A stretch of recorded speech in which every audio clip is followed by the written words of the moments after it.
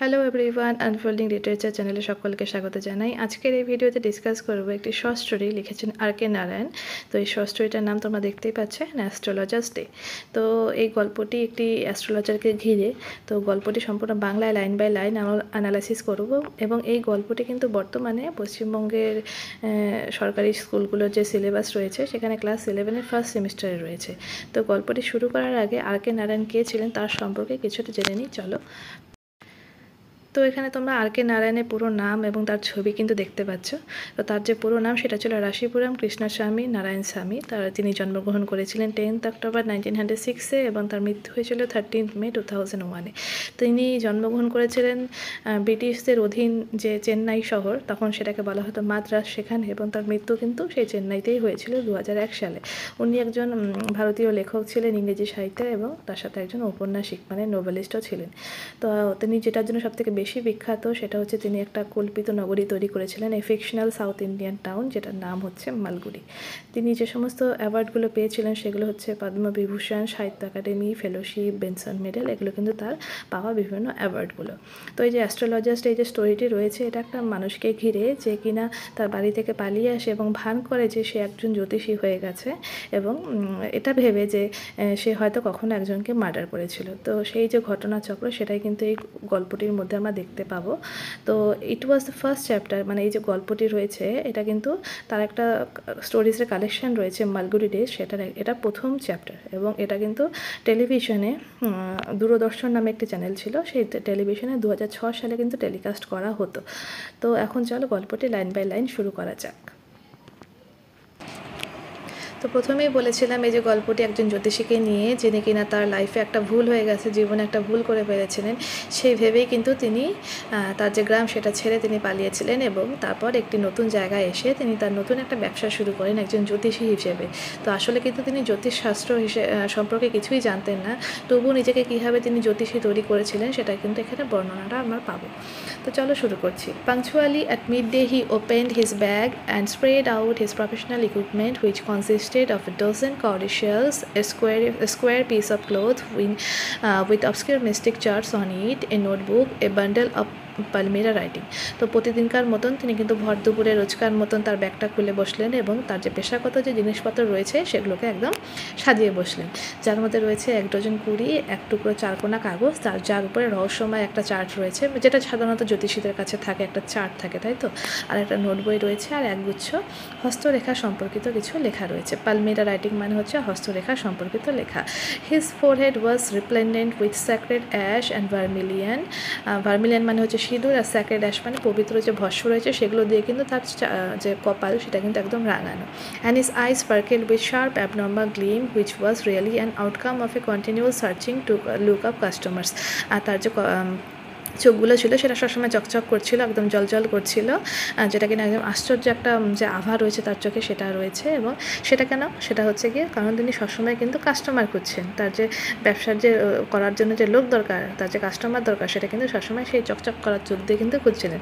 But which his simple client took to be a prophetic light and felt comforted. কিন্তু তার যে অতি সাধারণ যে ক্লায়েন্টরা ছিল, সাধারণ মানুষেরা কিন্তু সেটাকে একদম ঈশ্বর প্রদত্ত আলো মনে করতেন তার সেই চকচক করা চোখটিকে, আর তাতেই কিন্তু তারা সন্তুষ্ট হতেন যে এই লোকটাকে একটুতেই বিশ্বাস করা যায়। তো এরপরে বলেছে, the power of his eyes was considerably enhanced by their position placed as they were between the painted forehead and the dark whiskers which streamed down his cheeks. Even a half-wit eyes would sparkle in such setting. তো তার যে চোখের যে শক্তি, সেটা দেখে যে কোনো একটা আধা বোকা লোকেও যেন, মানে বোকাশোকা লোকেও যেন ওই চোখটাকে দেখে একবারে ধাঁধিয়ে যাবে। কেন, তার এখানে চোখের যে বর্ণনা দেওয়া হয়েছে সেই চোখ দুটো জলজল করছিল কীভাবে, কারণ তার কপালের যে সুন্দর সাজ, মানে অঙ্কিত কপাল, তার যে কালো গোঁফ গাল বেয়ে নেমে এসেছে, তো সেই সবের মধ্যে তার যে চোখ জলজল করছে সেটা দেখে যে কেউ ধাঁধিয়ে যেতে পারে। এরপরে বলেছে, to crown the effect he wound a saffron colored turban around his head. This color scheme never failed. আর এই ব্যাপারটাকে আরও জোরদার করার জন্য তিনি কিন্তু মাথায় একটা জাফরান রঙের পাগড়ি পরতেন, আর এই রং নিয়ে কিন্তু খেলা করতে তিনি কখনোই কিন্তু ব্যর্থ হতেন না। এটাই তার স্কিম ছিল, ঠিক আছে, এটাই তার আসল খেলা ছিল। People were attracted to him as bees are attracted to cosmos and dahlia stalks. তো বলেছে যে মৌমাছিরা যেমন ডালিয়া ফুল এবং কি বলে এই যে কসমস ফুল দেখলে তার দিকে ধাবিত হয়, মানে তার দিকে আকর্ষণ অনুভব করে, ঠিক সেইভাবেই কিন্তু এই যে মানুষজন রয়েছে, সাধারণ মানুষরা তাকে দেখে কিন্তু আকর্ষিত হয়।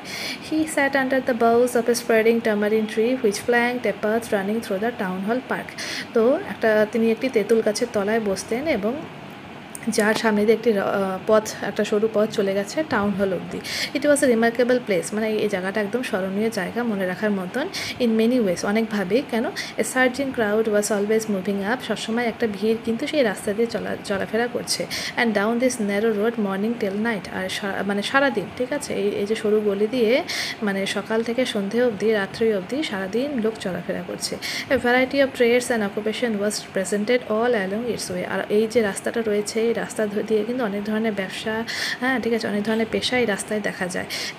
কিসের দোকান রয়েছে, কিসের ব্যবসা রয়েছে, চলো দেখে নিচ্ছি।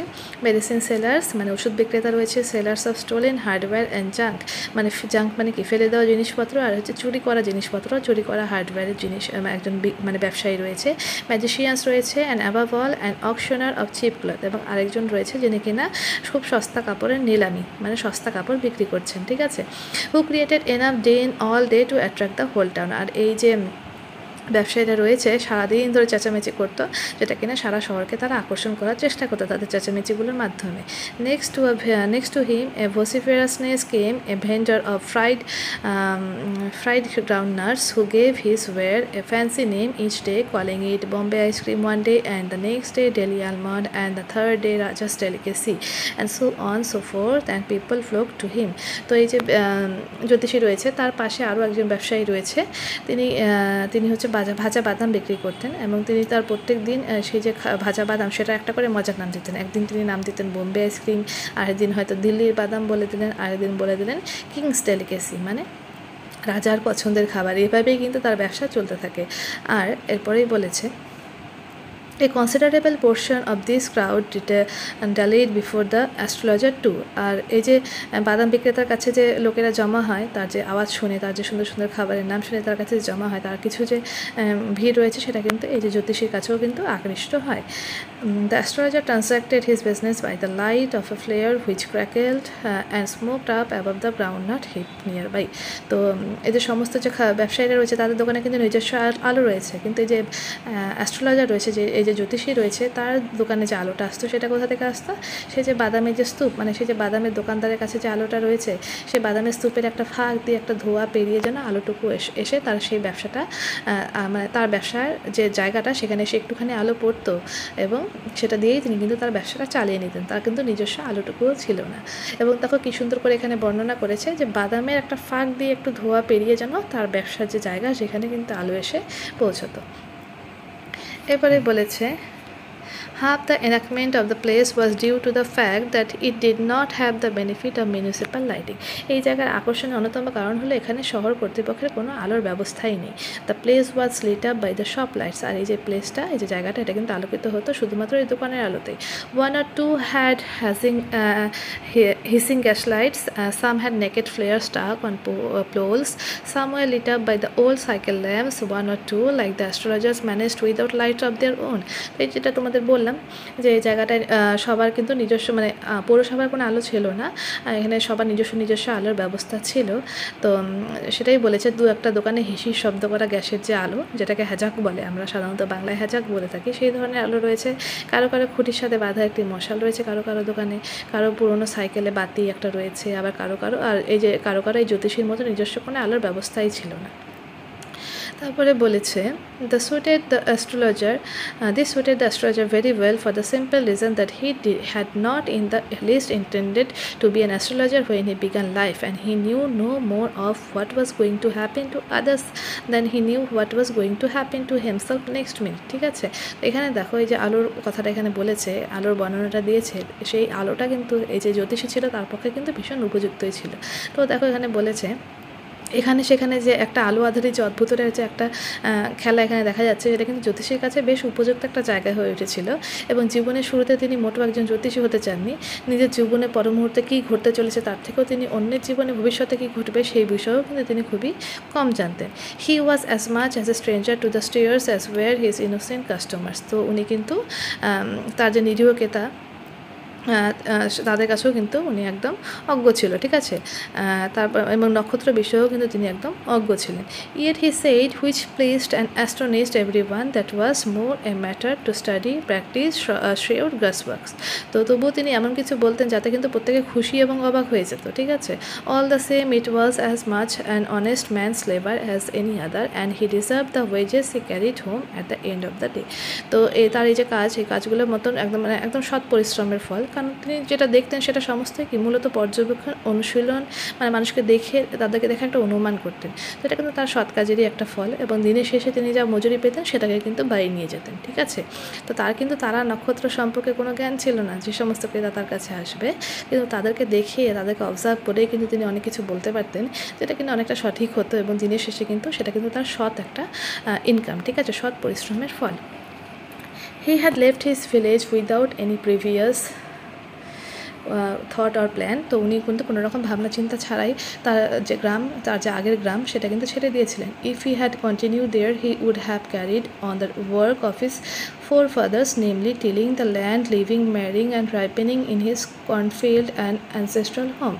তো যদি তিনি সেখানেই থেকে যেতেন তবে তার পূর্বপুরুষরা যে ছিল তাদের মতোই কিন্তু কাজ করতো, চাষবাস করতো, শস্য খেতে ফসল ফলাতো, বিয়ে টিয়ে করে সেই পৈতৃক বাড়িতে কিন্তু থেকেই কিন্তু বুড়ো হয়ে যেতেন।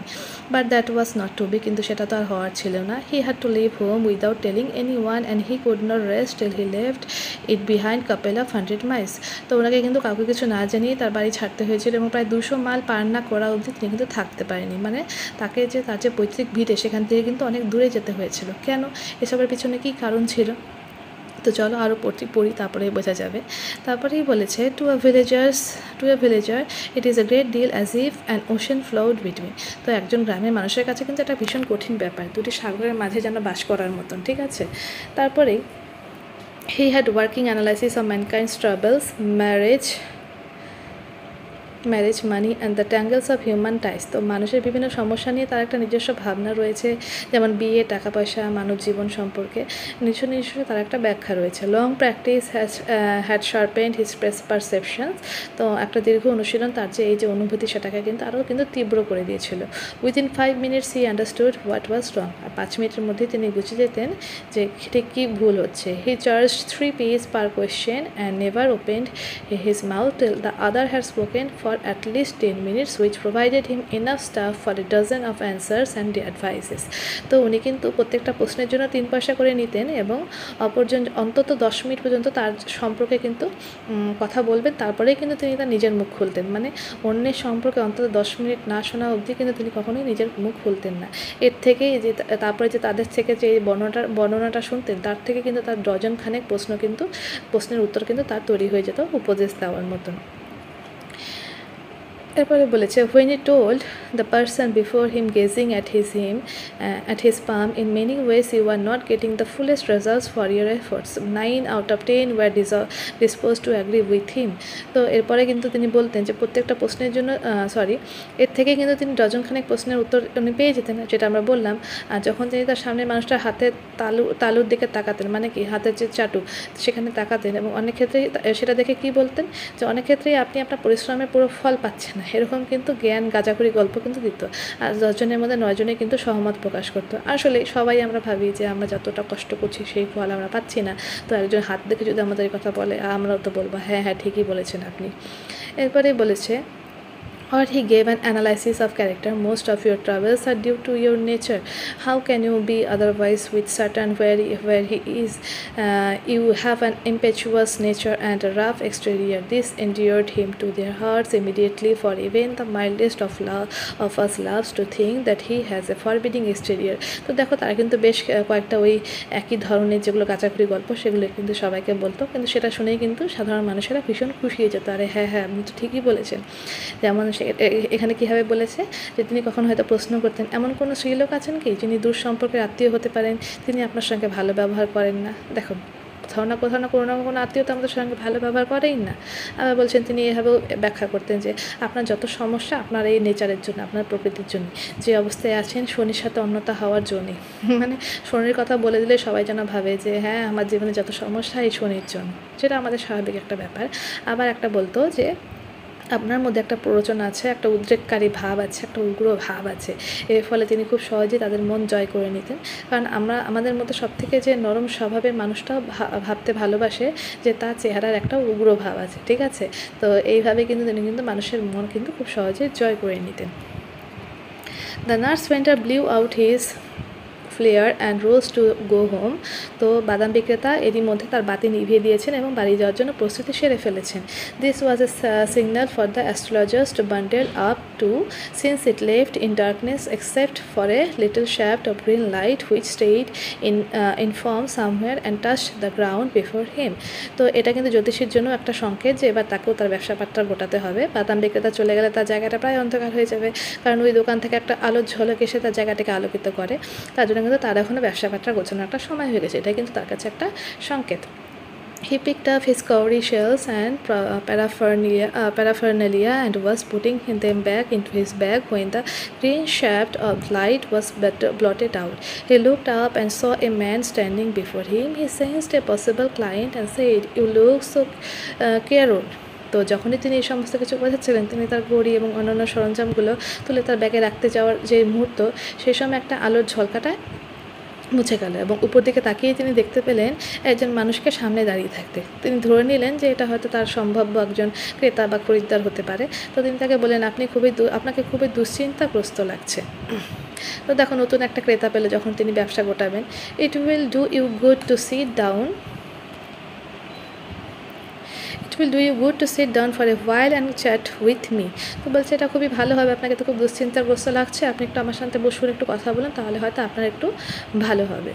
তারপরেই বলেছে the other গ্রাম্বেল some pack reply. কিন্তু অন্য যে মানুষটি ছিল সেটা কিন্তু একদম নিষ্ফল যে কিছু উত্তর দিল। তো বললেন যে the astrologer pressed his invitation were upon the other thrust his palm under his nose saying, you call yourself an astrologer? The astrologer felt challenged and said, tittling the other's palm towards the green shaft of light, your is nature. Oh, stop that, the other said. Tell me something worthwhile. তো দেখো এখানে কি ব্যাপার হলো, একজন নতুন customer এসেছে। তো তিনি তাকে যখন বললেন চলো একটু বসো, তোমাকে দেখে খুব চিন্তাগ্রস্ত মনে হচ্ছে, আমার সাথে একটু কথা বলো। তো তিনি কি রিপ্লাই দিলেন? তিনি খুব বিড়বিড় করে একটা রিপ্লাই দিলেন যে সামনের মানুষটি, যে জ্যোতিষী বারবার তাকে অনুরোধ করলো এবং অন্যজনের নাকের সামনে হাতটা এগিয়ে দিয়ে বলল, আপনি নিজেকে একজন জ্যোতিষী মনে করেন? এবং জ্যোতিষী এই চাপে পড়ে যান, আরে আশ্চর্য, আমাকে দেখে সন্দেহ করছে। তিনি বললেন, তারা হাতের তালুর দিকে তাকিয়ে কাট করে বললেন, আপনার প্রকৃতিটা অন্যজন বলে, থামুন তো, পারলে কাজের কিছু বলুন, ঠিক আছে? তো এখানে কিন্তু জ্যোতিষী আর এই যে নতুন যে লোকটি তার সঙ্গে কিন্তু একটু বাকবিতণ্ডা হয়ে যায়। সামনে যে লোকটি সে জ্যোতিষীকে বিশ্বাস করে না, আর জ্যোতিষীর মনে লেগে গেছে, আরে আশ্চর্য, আমাকে অপমান করছে, বলছে আপনার প্রকৃতি তো অন্যজনই বলে দেবে। আর অন্যজন বলছে কি, যে থামুন তো, আপনি পারলে কাজের কিছু বলুন। তো এবার কাজের কী বলছি চলো দেখা যাক। Our friend felt piqued. I charge only 3 rupees per question and what you get out to be good enough for your money. At this তো এখানে কি বলছে, জ্যোতিষী এবার কিন্তু কিছুটা বিরক্ত হলেন, পিকুইট বিরক্ত হলেন এবং বলেন প্রতিটা প্রশ্নের জন্য আমি মাত্র 3 পয়সা নিই, আপনি যা পাবেন তা আপনার পয়সার তুলনায় অনেক বেশি। আমি আপনাকে যা বলবো তার থেকে কিন্তু আপনার পয়সার সাথে সেটা কিন্তু কোনো তুলনা হওয়া চলে না। At this the other withdrew his arm, took out an anna and flung it out of him, saying, I have some questions to ask. If I prove you are baffling, you must return that anna to me with an interest. তো এখন কিন্তু এই যে লোকটি রয়েছে সে তার হাত সরিয়ে নিয়ে বললেন, এক আনা বের করে বললেন এবং তার দিকে ছুঁড়ে দিলেন, বললেন আমার একটা প্রশ্ন রয়েছে, যদি আমি প্রমাণ করতে পারি যে আপনি আমাকে ধাপ্পা দিচ্ছেন, ভুলসুল বোঝাচ্ছেন, তাহলে আমি কিন্তু সুদসহ ওই আনাও কিন্তু ফেরত নিয়ে নেব, ঠিক আছে? আপনাকে কিন্তু সুদসহ আনাটা ফেরত দিতে হবে। তো এই বলে কিন্তু ওই লোকটি কিন্তু একটা চ্যালেঞ্জ ছুড়ে দিল। এবার দেখি আমাদের জ্যোতিষী কীভাবে রিয়াক্ট করে। If you find my answer satisfactory will you give me 5 rupees. এরপর জ্যোতিষী বলছেন, সেও ভীষণ চালাক, সেও বলছে যদি আমার উত্তর সন্তুষ্ট হন তাহলে কি আমাকে 5 টাকা দেবেন? তো এরপরে কিন্তু সেই লোকটি বলেছে না। দেখুন লোকটা কিন্তু ভীষণ অ্যারোগ্যান্ট, সে বলেই দিল না, দেবো না। Or will you give me 8 annas বলছে, অথবা আমাকে 8 আনা দেবেন। তো 5 টাকা না দিন, 8 আনা দিন। তো এরপরে দেখো কী হয়েছে, all right provided you give me twice as much if you are wrong, said the stranger. তো সেই যে লোকটা সেটা তিনি বললেন, ঠিক আছে আপনি যদি ভুল প্রমাণিত হন তাহলে কিন্তু আপনাকে দ্বিগুণ টাকা ফেরত দিতে হবে। This pact was accepted after a little further argument. তারপরে কিন্তু এই যে চুক্তিটা এটা কিন্তু মানে ঠিকঠাকভাবে গ্রহণ করা হলো কিছুটা কথাবার্তার পরে। The astrologer sent up a prayer to heaven as the other lit cheroot. তো জ্যোতিষী কিন্তু দেবতার কাছে প্রার্থনা শুরু করে দিলেন তার এই জ্যোতিষী গিরি করার আগে, এবং অন্য যে লোকটি ছিল তিনি একটি চুরুট মানে একটা সিগারেট বা বিড়ি জাতীয় এক ধরনের নেশা জাতীয় পদার্থ সেটা কিন্তু জ্বালালেন। দ্য অ্যাস্ট্রোলজার, এটা তো হলো, the astrologer caught a glimpse of the his face by the matchlight. তো যখনই তিনি সেই যে চুরুট ধরানোর জন্য দেশলাই কাঠিটি জ্বালালেন, তো সেই আলোতে কিন্তু সেই যে লোকটি নতুন যে খদ্দের তার কিন্তু মুখের একটা ঝলক পেয়ে গেলেন। কীভাবে? কারণ সেখানে তো তখন আর কোনো আলো ছিল না, ততক্ষণ অবধি তিনি তার ক্লায়েন্টের ফেস দেখেনি। তো যখনই কিন্তু সেই চুরুটটা ধরাতে যাচ্ছিলেন তখনই সেই ম্যাস্টিকের আলোটা কিন্তু তিনি তার মুখটা দেখে দিলেন। কিন্তু সেই যে লোকটি সে কিন্তু জ্যোতিষীর মুখটি কিন্তু তখনও দেখেনি। There was a pause as cars hooted on the road, jutka driver swore at their horses and the babble of the crowd agitated the semi darkness of the park. তো এবার দেখো এখানে কী বলেছে, মনোযোগে একটু ছেদ পড়লো কারণ একটা গাড়ির হুইসেলের আওয়াজ আসলো। ঠিক আছে, লোকটির মুখটি দেখলো তখনই কিন্তু তার মনোযোগে একটা ছেদ পড়লো। গাড়োয়ান ঘোড়ার উদ্দেশ্যে চেঁচামেচি করছে এবং পার্কের আলো আধারির মধ্যে থেকে ভেসে আসছে মানুষের কথাবার্তার আওয়াজ। তো সেই সময় যে অ্যাটমসফিয়ার, যখন সেই যে জ্যোতিষী তার মুখটি দেখলেন সেই সময় যে অ্যাটমসফিয়ার সেটা এখানে কিছুটা বর্ণনা করা হয়েছে। The astrologer felt very uncomfortable here, take your anna back, I am not use to such challenges, it is late for me today, he made preparation to bundle up. তো এই যে তখন তার যে মনোযোগ সরে গেল, তিনি কিন্তু তখন কিন্তু তার চ্যালেঞ্জটা করার জন্য কিন্তু আগ্রহী ছিলেন না। তিনি বললেন যে এই যে আপনার এখানে আপনি ফিরিয়ে নিন, আমি এই ধরনের চ্যালেঞ্জ বা এই ধরনের শর্ত চুক্তি সাপেক্ষ জিনিস আমি করি না, আমার অনেক দেরি হয়ে গেছে, আমি এখন চাই। ঠিক আছে, তার মানে তিনি তার মুখটা দেখে কিন্তু কিছু একটা বুঝতে পেরেছিলেন, কিছু একটা আন্দাজ করতে পেরেছিলেন। He made preparation to bundle up, ও কিন্তু এবার সব কিছু গুটিয়ে নেওয়ার জন্য তৈরি হচ্ছিল। The other held his wrist and said, এবার অন্যজন কিন্তু তার হাতটি এবার চেপে ধরলো সেই লোকটি এবং বলল, you can't get out of it now, তুমি কিন্তু এখন যেতে পারো না, you drag me in while I was passing, তুমি আমাকে তখন টেনে এনেছো যখন আমি এখান থেকে যাচ্ছিলাম। The astrologer shivered in his grip and his voice shook and became faint. তো এবার কি হলো, এই যে লোকটি যে তার হাত চেপে ধরলো, এতে কিন্তু সেই যে জ্যোতিষী সে কিন্তু এবার একটু তার মুঠোর মধ্যে একটু কেঁপে উঠলেন এবং কাঁপা কাঁপা গলায় তার কিন্তু স্বর কিন্তু নিচু হয়ে গেল এবং বললেন, লিভ মি টুডে, আমার কাজকে ছেড়ে দিন, I will speak to you tomorrow, আমি আপনার সাথে কালকে কথা বলবো। The other thrust his palm in his face and said, challenge is challenge, go on. The astrologer proceeded with his throat drying up, this there is a woman. তো দেখো এখানে কি হলো যে অন্যজন তো তাকে ছাড়বেই না, তো সে কিন্তু বললো, যখন জ্যোতিষী কাকুতি মিনতি করলো যে আজকে 3টা ছেড়ে দিন, আমি আপনাকে কাল বলবো, তখন কিন্তু লোকটা তার হাতটা একদম চেপে নিয়ে বলেন, চ্যালেঞ্জ মানে চ্যালেঞ্জ, তোমাকে আজকে এই কাজ করতেই হবে। তখন জ্যোতিষী কিন্তু শুকনো গলায় তার কাজটা শুরু করলেন এবং বললেন, একজন মহিলা আছেন। তো এরপরেই দেখুন, Stop, said the other. I don't want all that. Shall I succeed in my present search or not? Answer this and go. তো দেখো এখানে কিন্তু যখন একজন মহিলার কথা বলতে গেলেন তখনই কিন্তু সেই লোকটা তাকে চুপ করে দিলেন, বললেন, থামুন, ওইসব আমি জানতে চাই না, আমি আমার বর্তমান অনুসন্ধানে সফল হব কিনা সেটা বলুন, এই উত্তরটা দিন এবং যান। তো উনি তার মানে বোঝা যাচ্ছে যে নতুন যে ক্লায়েন্ট খদ্দের সে কিন্তু একটা কোনো অনুসন্ধান নিয়ে বেরিয়েছে এবং তিনি সেটা সম্পর্কে জানতে চান যে তিনি সাকসেসফুল হবেন কি না। Otherwise I will not let you go till you discover all your coins. তো বলছে এই উত্তর না দিয়ে কিন্তু আমি তোমাকে কোনো মতেই যেতে দেবো না, নাহলে কিন্তু তোমাকে কিন্তু সমস্ত সেই যে কয়েনগুলো সেই পয়সাগুলো ফেরত দিতে হবে। The astrologer muttered a few incantations and replied all right I will. তারপর কিন্তু সেই যে জ্যোতিষী এসে বিড়বিড় করে কিছু মন্ত্র বললো এবং বলল, ঠিক আছে আমি করছি। What speak but will you give me a rupee if I say is convincing. তো এরপরে কিন্তু সে বলছে যে তুমি কি আমাকে যদি ঠিকঠাকভাবে যদি আমি কিছু বলি, বিশ্বাসযোগ্য হই, তাহলে তুমি কি আমাকে 1 টাকা দেবে। তো এরপরেই বলেছে, you like after otherwise I will not open my mouth. বুঝছো, যদি 1 টাকা না দাও তাহলে কিন্তু আমি আমার মুখ খুলবো না। And you may do what you like, তাহলে তুমি যা ইচ্ছা তাই করতে পারো। After a good deal of haggling the other agreed, the astrologer said, you were left for dead, am I right. তো এই ধরনের অনেক তর্ক বিতর্ক হওয়ার পর টাকা পয়সা নিয়ে সেই অ্যাস্ট্রোলজার লোকটি কিন্তু শেষ পর্যন্ত ঠিক খেলেছে, সহমত হলেন এবং সেই জ্যোতিষী বললেন, তোমাকে মানে একদম প্রায় মৃতপ্রায় অবস্থায় ছেড়ে দেওয়া হয়েছিল, আমি কি ঠিক বলছি? তো দেখো, তারপরে কিন্তু এই যে দুজন লোক, কেউ কিন্তু কারো থেকে কম না। টাকা পয়সা নিয়ে অনেক ধরনের তর্ক বিতর্ক হলো, এবং শেষ পর্যন্ত জ্যোতিষীটি ভয় পেয়ে তার জ্যোতিষবিদ্যায় ছেড়ে দিতে চাইলেন, কিন্তু শেষ পর্যন্ত কিন্তু এবার কিন্তু জ্যোতিষীটি তার মুখ খুললেন, বললেন, তোমাকে প্রায় মৃতপ্রায় অবস্থায় ছেড়ে দেওয়া হয়েছিল, আমি কি সঠিক? তো এরপরে কি হচ্ছে দেখো, লোকটি কিন্তু এবার ইন্টারেস্ট পেয়েছে, বলছে, টেল মি মোর, একদম আমাকে আরও কিছু বলুন। A knife has pass through you once, said the astrologer. এবার সেই জ্যোতিষী বললেন যে একটা ছুরি আপনাকে বিদ্ধ করেছিল একবার। Good fellow, he bared his chest to show the scar, what else, and then you were pushed into a well nearby in the field, you were left for dead. ঠিক বুকটা খুলে তিনি তখন তার doctor দেখালেন। তিনি এতটাই বেশি উত্তেজিত হয়ে গেছিলেন এই কথাটা শুনে যে ভাবছেন এবার জ্যোতিষী সব সত্যি বলছে। এবার তিনি আরও জানতে চাইছেন, হোয়াট এলস। এরপরে কিন্তু সেই জ্যোতিষী বললেন, মাঠের মধ্যে একটা কুয়োতে আপনাকে সে ঠেলে ফেলে দিয়ে পালিয়ে যায়, এবং আপনাকে কিন্তু মৃত ভেবে সেখানে কিন্তু সে ঠেলে ফেলে দিয়েছিল, এবং মৃত ভেবেই কিন্তু সেখানে সে ফেলে এসেছিল। তারপরে বলেছে, I should have been dead if some passer by had not chance to peep into the wall. তারপরে সেই যে ক্লায়েন্ট, সে বলছে যে এক্সক্লেম দ্য আদার, সে অভিভূত হয়ে বলছে, প্রবল উৎসাহে বলল যে একজন পথচারী যদি উকি না মারত তাহলে কিন্তু আমি সেখানেই মরে পড়ে থাকতাম। When shall I get at him, he asked, clenching his fist. তো উনি কিন্তু তার মুঠো শক্ত করে একদম জোরের সঙ্গে জানতে চাইলেন যে আমি তাকে কখন পাবো। সেই যে লোকটি আমাকে কুয়োতে ধাক্কা মেরে ফেলে দিয়ে গেছিলো, আমাকে ছুরি দিয়ে মেরেছিল, তাকে আমি কখন পাবো।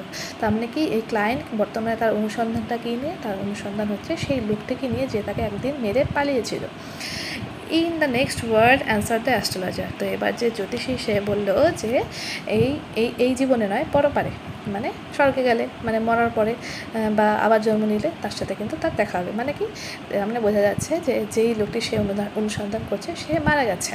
হি ডাইড 4 months ago, সে 4 মাস আগেই মারা গেছে। In a far off town, একটু অনেক দূরে একটা শহরে মারা গেছে। You will never see any more of him, তুমি আর তাকে দেখতে পাবে না। The other groaned on hearing it. তো অন্যজন সেটা শুনে কিন্তু গঙ্গাতে শুরু করলেন। দ্য অ্যাস্ট্রোলজার প্রসিডেড, আর এই অ্যাস্ট্রোলজার কিন্তু তার কাছে কিন্তু চালিয়ে যেতে লাগলেন। Guru Nayak, you know my name. The other side taken aback.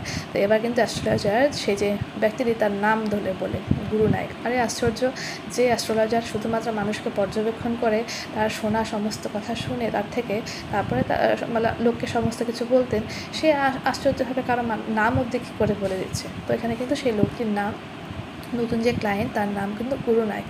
তো তাকে তার নাম ধরে ডাকলেন, আর লোকটা কিন্তু এতেই অবাক হয়ে বললেন, আপনি আমার নাম কীভাবে জানলেন?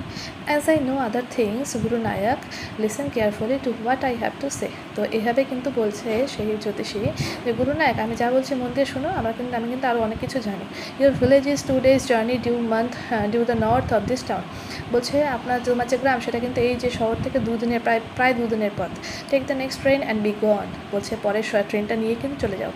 I see once again great danger to your life if you go from home. He took out a pinch of sacred ash and held it out to him. Rub it on your forehead and go home. তো এবার দেখো সেই astrologer কি বলছে, পরের train ধরে তুমি চলে যাও, আর আমি আবারও তোমার বিপদ দেখতে পাচ্ছি বাড়ি থেকে বেরোলেই। তিনি একটি চিমটে ছাই দিলেন আর তার সামনে ধরলেন, ঠিক আছে, এক চিমটে ছাই নিয়ে তার সামনে ঘষে দিলেন। Never travel southward again. বলছে আর দক্ষিণে যাত্রা করবে না। You will live to be 100। তো কিন্তু তোমাকে তুমি যদি দক্ষিণে যাত্রা না করো তাহলে তুমি কিন্তু 100 বর্ষ বাঁচবে। তারপরে, why should I leave home again, the other side reflectively. তো অন্যজন বলছে যে আমি আবার বাড়ি থেকে কেন বের হব। I was only going away now and then he took for him and to choke out his life if I met him, he shook his head রিগ্রেটফুলি। তো এবার কিন্তু সেই যে লোকটি, সে বললো, আমি এখান থেকে সেখানে ছুটে বেড়াচ্ছিলাম শুধুমাত্র ওই লোকটির খোঁজে, এবং আমি যদি তাকে পেতাম একদম শ্বাসরোধ করে মেরে ফেলতাম। দুঃখের সাথে সে মাথা নাড়াতে কিন্তু এই কথাটা বললেন। মানে এতগুলো বছর ধরে সে কিন্তু শুধুমাত্র সেই লোকটিকে খুঁজে বেড়াচ্ছিল, যে লোকটি তাকে মেরে পালিয়েছিল। এরপরেই বলেছে, He has escaped my hands. I hope at least he died as he deserved. Yes, said the astrologer. He was crushed under a lorry. The other looked gratified to hear it. এবার যে astrologer ছিল না, সে যে লোকটি ছিল, সে বলল যে সে আমার হাত থেকে পালিয়েছে। আমি চাই যে সে অন্তত পক্ষে তার যে উপযুক্ত মৃত্যু সেটা পায়। এবার জ্যোতিষী বললেন, হ্যাঁ, সে লরির চাকায় পিষ্ট হয়ে মারা গেছে। এই কথা শুনে লোকটিকে বেশ সন্তুষ্ট দেখালো, মানে লোকটা কিন্তু এবার জ্যোতিষীর কথা শুনে কিন্তু বেশ স্যাটিসফাইড। তো এই জ্যোতিষী এত সত্যি কথা কীভাবে বলে দিচ্ছে, নাকি বানানো গল্প, এই সমস্ত কথাই আমাদের মাথায় এখন ঘুরপাক খাচ্ছে। The place was deserted by this time astrologer picked up his articles and put them into his bag. এবার কিন্তু সেই জায়গাটা একদম ফাঁকা হয়ে গেছে, জ্যোতিষী তার জিনিসপত্র তুলে ব্যাগে ভরে ফেলেছেন। এরপরে the green Shark was also gone the green shaft was also gone living the place in darkness and silence. তো সবুজ যে আলো ঝলকানিটা ছিল সেটাও চলে গেছে, আর জায়গাটা একদম নিস্তব্ধ অন্ধকার হয়ে গেছে। The stranger had gone off into the night after giving the astrologer handful of coins. আর সেই যে অচেনা লোকটি ছিল সেও অন্ধকারে বিলীন হয়ে গেছে, জ্যোতিষীকে এক মুঠো পয়সা কিন্তু সে দিয়ে গেছে। It was nearly midnight when the astrologer reached home. প্রায় মাঝরাত হয়ে গেছে যখন সেই জ্যোতিষী তার বাড়ি পৌঁছালো। His wife was waiting for him at the door and demanded an explanation. তার স্ত্রী তার জন্য দরজায় কিন্তু অপেক্ষা করছিলেন এবং তার দেরি করে বাড়ি ফেরার জন্য তার কাছে কিন্তু কৈফিয়ত চাইলেন। He flung the coins at her said, এবং তিনি তার কাছে সেই যে তার যে কয়েনগুলো ছিল সেগুলোকে ছুড়ে দিয়ে বললেন, কাউন্ট দেম, এগুলোকে গুনে নাও। One man gave all that. একজন মানুষ কিন্তু এগুলো সব দিয়েছে। 12.5 আনাস, she said counting. আর তিনি সেটা ঘুরে বললেন প্রায় 12.5 আনা। She was overjoyed. এটা দেখে কিন্তু তিনি ভীষণ আনন্দিত। I can buy some jaggery and coconut tomorrow. আমি কালকে কিন্তু কিছুটা গুড় আর নারকেল কিনবো। The child has been asking for sweets for so many days now. আর এই যে বাচ্চারা, তারা কিন্তু অনেকদিন ধরে মিষ্টি খেতে চাইছিল, তাই কিন্তু সেই যে জ্যোতিষীর যে বউ সে কিন্তু বললো আমি কালকে কিছু গুড় আর নারকেল কিনবো। মানে কী বানাবে? নারকেল নাড়ু। I will prepare some nice staff offer. বলছে এটা দিয়ে আমি কিছু ভালো জিনিস, মানে দারুণ জিনিস বানাবো। The swine has cheated me. He promised me a rupee, said the astrologer. বলছে ওই যে শুয়োরটা, তো ও আমাকে আমাকে চিট করেছে, আমাকে প্রতিশ্রুতি দিয়েছিল যে আমাকে 1 টাকা দেবে, তার জায়গায় 12 আনা দিল, মানে 12.5 আনা দিল। She looked up at him, you look worried, what is wrong. আর তার যে স্ত্রী তার দিকে তাকিয়ে বললেন, তোকে খুব উদ্বিগ্ন দেখাচ্ছে, কিছু হয়েছে? তো এবার জ্যোতিষী বলছে নাথিং, না। After dinner sitting on the pyol he told her, Do you know a great load is gone from me today? I thought I had the blood of a man on my hands all these years. This was the reason why I ran away from home, settled here and married you. He is alive. তো রাতে খাবারের পর একটা নিচু bench, মানে যে পেয়ল, এটা হচ্ছে একটা নিচু বেঞ্চ, সেখানে বসে জ্যোতিষী তার স্ত্রীকে বলছিলেন, তুমি কি জানো আজকে আমার মাথা থেকে একটা বড় বোঝা নেমে গেল। কী সেই বোঝা? বলছে আমি এতদিন ধরে যাকে ভাবতাম যে এই মানুষটার হাতে রক্ত নিয়ে আমি আমার 2 হাতে নিয়ে ঘুরে বেড়াচ্ছি, সেই মানুষটাকে আমি আজকে দেখেছি। ওই কারণেই কিন্তু আমার বাড়ি থেকে পালিয়ে এত দূর এখানে এসেছি, তোমাকে বিয়ে করেছি, আর সে এখনও কিন্তু বেঁচে আছে। She gasped. এরপরেই বলেছে she gasped, you tried to kill. এবার সে কিন্তু ভীষণ হাঁপাতে বলল, তুমি একজনকে মারার চেষ্টা করেছিলে। তার মানে তার স্ত্রী কিন্তু এইসব কিছু জানতো না। আজকে কিন্তু সেই অ্যাস্ট্রোলজার তাকে এই সমস্ত ঘটনা খুলে বলছে। ইয়েস, ইন আওয়ার ভিলেজ, হ্যাঁ আমাদের গ্রামে, when I was silly youngster, যখন আমি একটা যুবক ছিলাম, we drank, gambled and quarrel badly one day. একদিন আমরা ভীষণভাবে মদ্যপান করে অনেক জুয়া খেলে তারপরে ভীষণ ঝগড়া করেছিলাম। Why think of it now, time to sleep. বলছে এখন সেই জ্যোতিষী বলছে আর এসব চিন্তা করে কী হবে, চলো ঘুমাই। এরপরেই বলেছে yawning and stretched himself on the pair.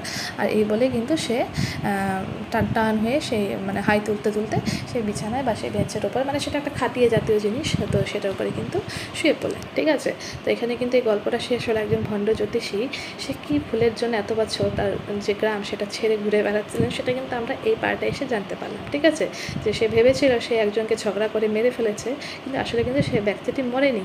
কীভাবে ভাগ্যান্বেষণে তিনি একজন জ্যোতিষী হলেন, এবং সেই জ্যোতিষীর কাছে সেই যে লোকটি যিনি ভেবেছিলেন যে মৃত, তিনি তার কাছে আসলেন এবং তারপর তাকে একটা গল্প বলে দিলেন যে সেই যে লোকটি তাকে মেরেছিল সে মারা গেছে। তাতেই সে সন্তুষ্ট হয়ে বাড়ি ফিরে গেল।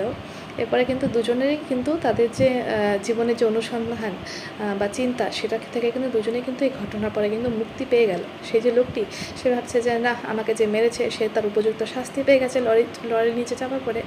আর যে জ্যোতিষী সে ভাবছে না, লোকটিকে আমি সন্তুষ্ট করতে পেরেছি, সে আর আমাকে আর অনুসন্ধান করবে না, তাহলে আমি কিন্তু এখন আমার জীবনের কোনো ভয় নেই। তো এই ছিল গল্পটা। ভালো লাগলে অবশ্যই লাইক অ্যান্ড কমেন্ট করবে, এবং এরকম আরও ভিডিও পেতে হলে অবশ্যই চ্যানেলটি সাবস্ক্রাইব করবে। Thank you so much.